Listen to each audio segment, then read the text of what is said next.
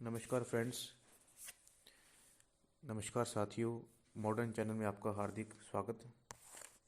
आज dear students, आपके लिए जो पीसीएस की यूपीएस की तैयारी कर रहे हैं उसके लिए हम हड़प्पा की जो सभ्यता है उसके लिए हम उस विषय पे बोलेंगे, जिससे आपको आसानी से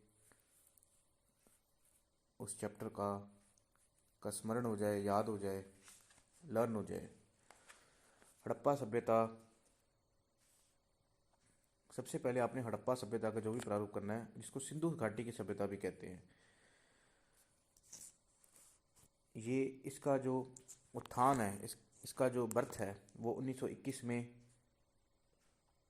जिसको इसकी खोज है 1921 में, जो पुरातत्व सर्वेक्षण विभाग है उसके अध्यक्ष जॉन मार्शल के निर्देशन से हुई थी। ये आपने याद रखना है। दयाराम सानी ने इसकी खुदाई कराई थी।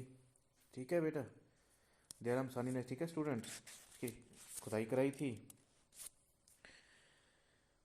इसको सिंधु सभ्यता और सिंधु घाटी की सभ्यता, हड़प्पा सभ्यता भी कहते हैं।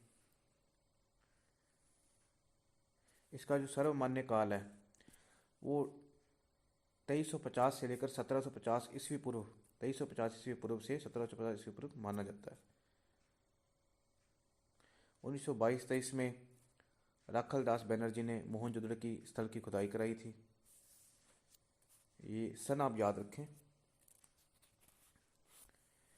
हड़प्पा सभ्यता का क्षेत्र क्षेत्र क्षेत्र लगभग, जो उसका एरिया है वो 12,99,600 वर्ग किलोमीटर में एरिया में फैला हुआ था, जो कश्मीर के मांडा में, दक्षिण में महाराष्ट्र में, पश्चिम में बलूचिस्तान में और पश्चिम में उत्तर प्रदेश के आलमगिरीपुर में ये सारा एरिया था। इनका सामाजिक जीवन जो था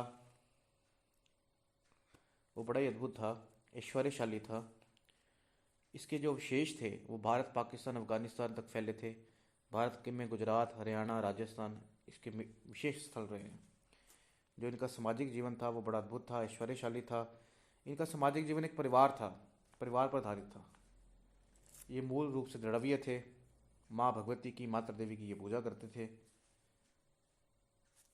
इनके जो अवशेष मिले हैं उस पर एक नर्तकी की कांस्य की कृति पर बनी हुई है। हड़प्पा के बर्तनों में लाल रंग का प्रयोग किया जाता था। इनका व्यवसाय जो था वो योद्धा, व्यापारी, श्रमिक था। 4 भागों में ये विभाजित था। शाकाहारी भी थे, मांसाहारी भी थे। खान पान इनका शाकाहारी भी था, मांसाहारी भी था। गेहूं, जौ, तिल, दालें इनके खदान थे। चावल के भी प्रमाण मिले हैं। स्त्री पुरुष बहुत बहुमूल्य धातुओं से बने आभूषण के प्रति आकर्षण को देखने को मिला है। सोने, चांदी, हाथी के दांत, ताम्र सप्पियों से ये प्रचलित थे। मन का निर्माण मन का निर्माण कई फैक्ट्रियां भी इन्होंने खोली थी। ईंटों की भी इन्होंने फैक्ट्री खोली थी। मछली पकड़ना और शिकार करना इनका विशेष दैनिक क्रियाकलाप था। धार्मिक जीवन का बड़ा अद्भुत था। कर्मकांडी थे ये। ताबीजों को, प्रतिमाओं को, मूर्तियों को ये मानते थे। मातृशक्ति में ये विश्वास रखते थे। भगवान शिव की और माँ भगवती की पूजा करते थे। कई ऐसे विशेष भी मिले, कई ऐसे मोरे भी मिली हैं भगवान पशुपति की।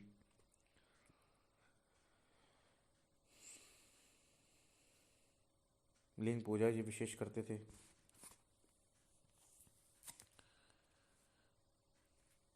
मोहजोदड़ो का जो शाब्दिक अर्थ है, जो अल्टीमेट अर्थ है, वो है मृतकों का टीला। इनका आर्थिक जीवन बड़ा अद्भुत था। कृषि करते थे।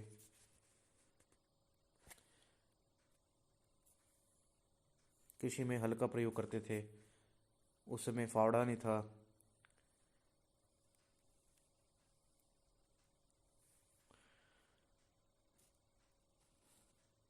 इनके जो हल होते थे वो लकड़ी के होते थे।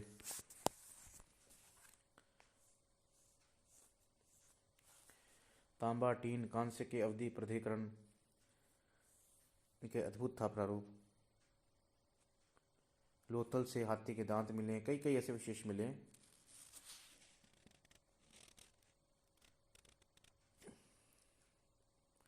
सोना कर्नाटक से, चांदी ईरान से, ईरान के अफगानिस्तान, तांबा खेतड़ी से, राजस्थान से, सिरसा से, अनंत अनंत प्रारूपों से मिले। नगरीय योजना की बड़ी अद्भुत थी। इमारतें खाद दो दो प्रारूपों में नगरीय योजना की मटी थी, ऊपरी निम्न। ऊपरी भाग दुर्गित था जिसमें शाही इमारतें थी, खाद्य भंडार थे, फर्में थी। सेकंड में भवन थे, लोगों के मकान थे। बड़ा अद्भुत वैज्ञानिक तरीके से इन्होंने ये अपना नगरीय निर्माण कर रखा था। बड़ा विशाल स्नानघर भी होता था इनका। भवन इनके पक्की ईंटों के थे। मोहनजोदड़ो के अवशेष भी मिले विशाल स्नानघर के। जिस स्नान कुंड का, ये आपको क्वेश्चन जरूर आ सकता है कि स्नान कुंड 11.8 मीटर से लेकर 7.1 चौड़ा और गहरा था।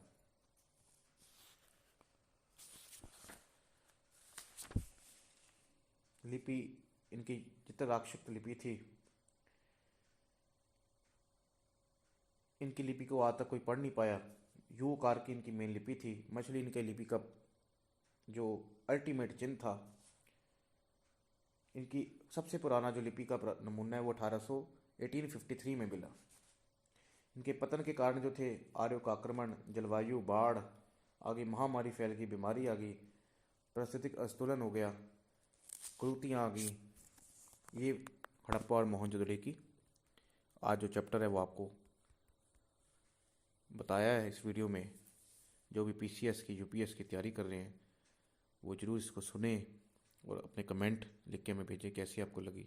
फिर कल हम या परसों हम इसका अगला चैप्टर लेके आएंगे, पॉलिटिकल का भी लेके आएंगे। आप बताएं। नमस्कार।